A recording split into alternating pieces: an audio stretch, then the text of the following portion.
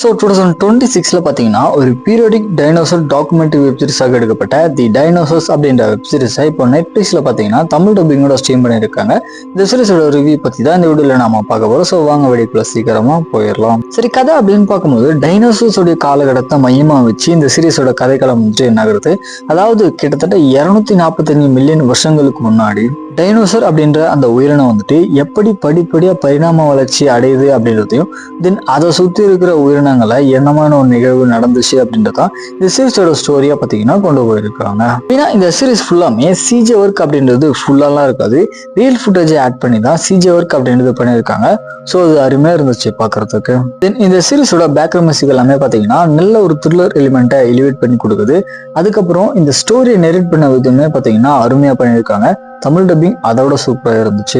ஃபைனலாக இந்த சீரிஸ் பார்த்தீங்கன்னா கண்டிப்பாக ஒன் டைம் ட்ரை பண்ணி பார்க்க வேண்டிய ஒரு நல்ல டாக்குமெண்ட்ரி வெப் சீரிஸ் தான் வந்திருக்கு. ட்ரை பண்ணி பாருங்க.